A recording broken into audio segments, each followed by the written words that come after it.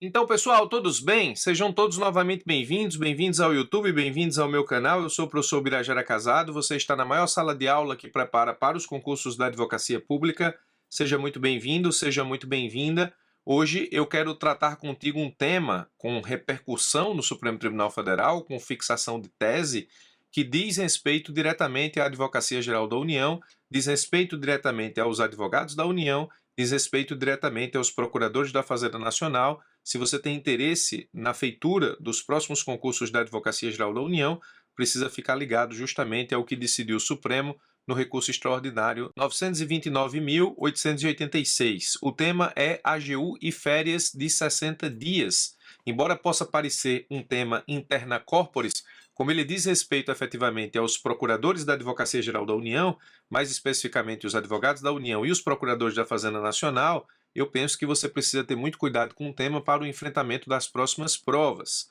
Bom, o tema 1069, o Supremo fixou a seguinte tese: os advogados da União não possuem direito a férias de 60 dias nos termos da legislação constitucional e infraconstitucional vigentes. Essa foi a última decisão do Supremo sobre a matéria. Um pouco antes, algum tempo antes, o Supremo fixou também tese no tema 1090, onde ele estabeleceu o mesmo tratamento para os procuradores da Fazenda Nacional. Não poderia ser diferente. Os procuradores da Fazenda Nacional e os advogados da União estão previstos na Lei Complementar 73/93 como membros da Advocacia Geral da União. O tema 1090 apenas troca o nome dos advogados da União pelos procuradores da Fazenda Nacional e diz: os procuradores da Fazenda Nacional não possuem direito a férias de 60 dias nos termos da legislação constitucional e infraconstitucional vigentes. Então, nós temos aqui dois temas do Supremo prevendo que os membros da Advocacia Geral da União, portanto, não possuem direito a férias de 60 dias. Isso é importante saber. Mas se na prova você tiver que falar efetivamente sobre a evolução desse entendimento, eu preciso te convidar a entender exatamente qual é a construção que o Supremo tem em termos de interpretação da norma jurídica para chegar a essa conclusão, tanto do tema 1063 quanto do tema 1090. A primeira pergunta que você pode fazer é o seguinte: bom, esses advogados da União e os procuradores da Fazenda Nacional, portanto, os membros da AGU, eles tinham direito a férias de 60 dias? Eles tinham? Sim, tinham. E a construção da argumentação interpretativa para conceder a esses procuradores férias de 60 dias é justamente a interpretação que era dada às leis 2.123 de 53, 4.069 de 62 e o Decreto-Lei 147 de 67, que garantiam férias de 60 dias aos procuradores, portanto, aqueles que ocupavam o corpo jurídico da União, antes mesmo da criação da AGU, que aconteceu em 1988 com a Constituição Federal, pois equiparavam, nesse caso, esses servidores aos membros do MPU que possuem férias de 60 dias. Então, a construção interpretativa é que essas três normas, ao equiparar o corpo jurídico da União aos membros do Ministério Público da União, nesse caso, dava a esses servidores o direito ao gozo de férias de 60 dias. Então, aqui você tem a construção. Isso era pacífico. Mas aí, veja, é uma lei de 53, outra lei de 62 e um decreto-lei de 67. Tudo bem. Em 88, nós temos o artigo 131 da Constituição Federal, que efetivamente estabelece a Advocacia Geral da União e diz que a Advocacia Geral da União é a instituição que, direta ou através de órgão vinculado, representa a União, judicial e extrajudicialmente, cabendo-lhe, nos termos da lei complementar, que dispuser sobre sua organização e funcionamento as atividades de consultoria e assessoramento jurídico do Poder Executivo. Presta atenção que o artigo 131 da Constituição Federal, ele estabelece que a organização e funcionamento da Advocacia Geral da União será por meio de lei complementar, que todos sabemos, desde a faculdade, tem procedimento legislativo mais rigoroso do que aquele previsto para a lei ordinária. Então, acompanhe comigo, até agora você tem o quê? Um conjunto de normas pré-88 que garantiam o direito de 60 dias de férias aos membros do corpo jurídico da União, porque equiparava essas pessoas, esses servidores, aos membros do MPU. Aí, em 88, você tem a criação da Advocacia Geral da União, dizendo que sua organização e funcionamento se daria nos termos da lei complementar. E aí, em 97, você tem o artigo 5º da Lei 9.597, que diz assim, preste atenção: Aos servidores ocupantes de cargo efetivo de advogado, assistente jurídico, procurador e demais integrantes do grupo jurídico da administração pública federal direta, autárquica, fundacional, empresas públicas e sociedades de economia mista, serão concedidos 30 dias de férias anuais a partir do período aquisitivo de 97.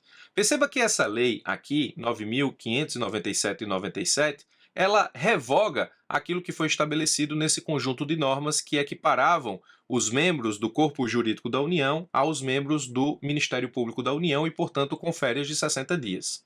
Ora, veja, qual o raciocínio? Eu trago aqui em termos de tabela para que você possa efetivamente entender. Esse conjunto de normas equiparava o membro do Corpo Jurídico da União aos membros do MPU e, portanto, concedia a esses servidores férias de 60 dias. A Constituição de 88 vem, cria a Advocacia Geral da União e exige lei complementar para a organização e funcionamento da Advocacia Geral da União.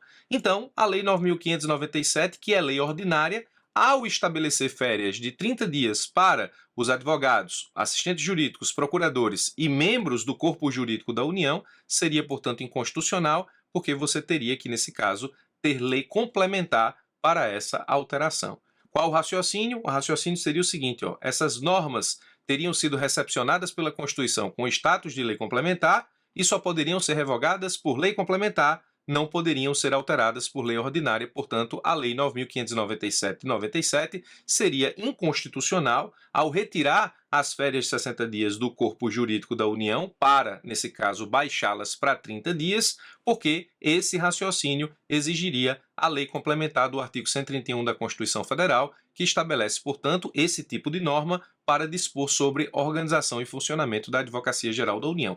Essa é a construção, o raciocínio jurídico que foi levado ao Supremo Tribunal Federal com o objetivo de declarar a Lei 9.597/97 inconstitucional. O Supremo atendeu a essa argumentação, a essa construção jurídica? Bom, você já sabe que não, porque a tese no tema 1063 e a tese no tema 1090 diz que advogados da União, ou as duas teses dizem que advogados da União e procuradores da Fazenda Nacional não possuem direito a férias de 60 dias. Então, o que decidiu o Supremo? O Supremo foi no caminho contrário ao raciocínio. O Supremo disse o seguinte, as leis 2.123/53, 4.069/62 e o Decreto-Lei 1047, o Decreto-Lei 147/67 foram recepcionados pela Constituição de 88 com status de lei ordinária, não de lei complementar. Então, se isso aqui foi recepcionado pela Constituição com status de lei ordinária, então isso pode ser alterado pela Lei 9.597, que tem status de lei ordinária. Já nasceu como lei ordinária e essas normas anteriores foram recepcionadas pela Constituição com status de lei ordinária. Então, podem essas normas anteriores que previam férias de 60 dias, podem ser alteradas pela Lei 9.597, que é lei ordinária desde o seu nascimento. Aí, como é que o Supremo resolveu a questão do artigo 131 da Constituição, que exige lei complementar para a organização e funcionamento da AGU? O Supremo disse o seguinte, lei complementar é exigida pelo artigo 131 da Constituição Federal apenas para a organização e funcionamento da AGU, da instituição, da Advocacia Geral da União, no que não se inclui as férias dos procuradores, que pode ser tratada por lei ordinária. Então, o Supremo disse o seguinte, tudo que diz respeito à Advocacia Geral da União, sua organização e funcionamento, exige lei complementar. Aquilo que efetivamente não exigir, ou aquilo que efetivamente não tratar de organização e funcionamento da AGU, nesse caso, você pode tratar por lei ordinária. Assim, nesse caso, essas leis têm status de lei ordinária e podem ser alteradas, e podem ser efetivamente alteradas pela Lei 9.597, que é lei ordinária. Portanto, não há nenhuma inconstitucionalidade na Lei 9.597 de 97, que prevê, portanto, férias de 60 dias para os advogados da União, para os procuradores da Fazenda Nacional, para aqueles que integram, enquanto membros, a Advocacia Geral da União. Esse raciocínio aqui, o Supremo não concordou e eu te expliquei exatamente como foi o raciocínio do Supremo Tribunal Federal. Tema importante para a sua prova da Advocacia Geral da União, e agora você sabe qual foi a construção jurídica que levou o Supremo a entender que os membros da Advocacia Geral da União não têm direito a férias de 60 dias. Preciso dizer também que essa lei complementar do artigo 131, ela existe. É a Lei Complementar 73/93. E exatamente por conta também dessa jurisprudência do Supremo, essa Lei Complementar 73/93, embora ela tenha status de lei complementar, ela trata, na própria lei, tanto de organização e funcionamento da Advocacia Geral da União, e nesse caso é lei complementar propriamente, mas naquilo que ela trata, que não é organização e funcionamento da AGU, tem status de lei ordinária, então a Lei Complementar 73/93, naquilo que ela trata, que não é organização e funcionamento da Advocacia Geral da União, nesse caso pode ser alterada por lei ordinária. Ou seja, é o caminho inverso interpretativo que o Supremo teve aqui para a fixação dessas duas teses. Se você se interessa nos concursos da Advocacia Geral da União, eu tenho curso sobre a Lei Complementar 73/93, dissecando toda a Lei Complementar 73/93. Se você tem interesse, mande e-mail para atendimento@ebege.com.br e pergunta sobre o curso e diz que tem interesse na sua inscrição. Muito bem, muito obrigado pela sua atenção, forte abraço e até os nossos próximos encontros.